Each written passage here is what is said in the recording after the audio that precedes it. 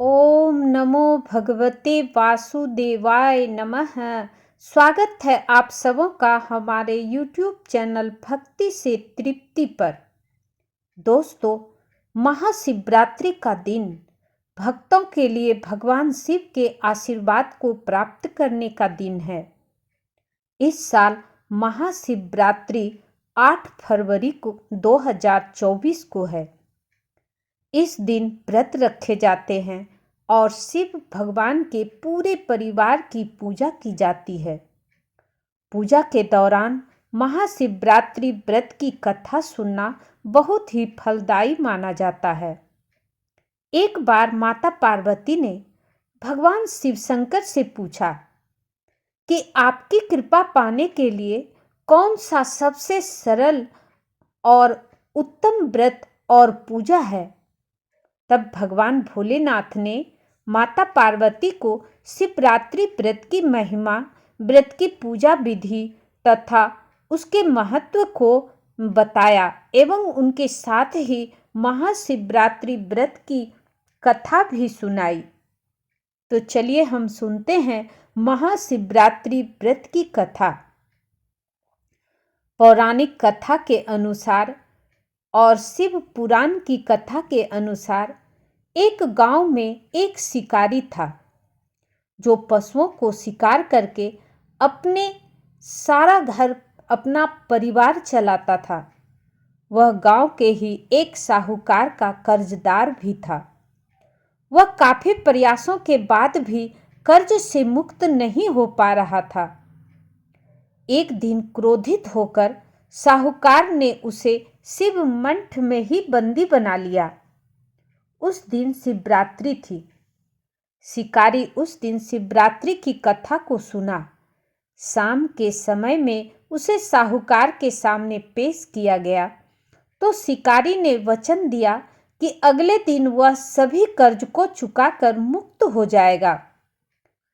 तब उसे साहूकार ने छोड़ दिया। शिकारी वहां से जंगल में गया और शिकार की तलाश करने लगा। वह एक तालाब के किनारे पहुंचा।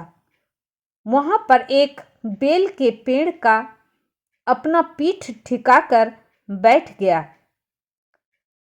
उस पेड़ के नीचे एक शिवलिंग था जो बेल पत्रों से ढका हुआ था। उसे इस बात की जानकारी नहीं थी। बेल वृक्ष की टहनियों को तोड़कर वह नीचे फेंकता गया और बेलपत्र उस शिवलिंग पर गिरते गए। वह भूख प्यास से व्याकुल था। अनजाने में उससे शिव पूजा हो गई। दोपहर तक वह भूखा ही रहा। रात में एक गर्भवती हिरन तालाब में पानी पीने आई। तभी शिकारी उसे मारने के लिए धनुष बाण तैयार कर लिया। उस हिरन ने कहा कि वह बच्चे को जन्म देने वाली है। तुम एक साथ 2 हत्या मत करो। बच्चे को जन्म देकर तुम्हारे पास आ जाऊंगी, तब तुम शिकार कर लेना। यह सुनकर शिकारी ने उसे जाने दिया। कुछ देर बाद एक हिरन आई तो शिकारी उसका शिकार करने को तैयार हो गया। तभी उस हिरन की वह अभी ऋतु से मुक्त हुई है। वह अपने पति की तलाश कर रही है क्योंकि वह काम के वशीभूत है। वह जल्द ही पति से मिलने के बाद शिकार के लिए उपस्थित हो जाएगी। इस बात पर शिकारी ने उसे भी छोड़ दिया।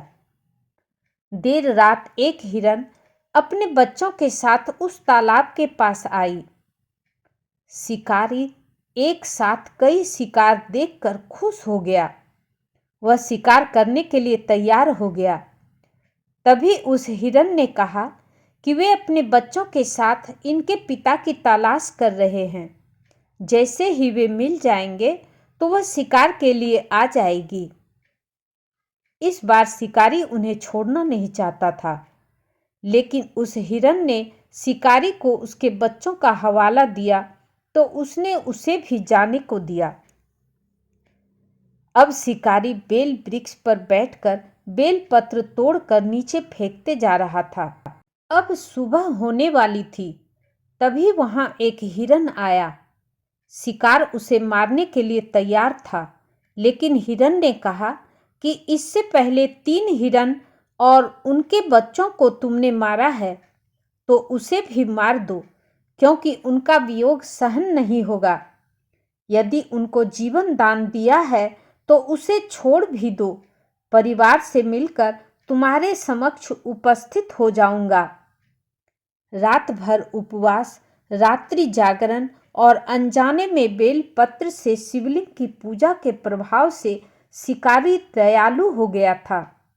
उसने हिरन को भी जाने दिया। उसके मन में भक्ति की भावना प्रकट हो गई और वह पुराने कर्मों को सोचकर पश्चाताप करने लगा। तभी उसने देखा कि हिरन का पूरा परिवार शिकार के लिए उसके पास आ गया। यह देखकर वह और करुणामय हो गया और रोने लगा।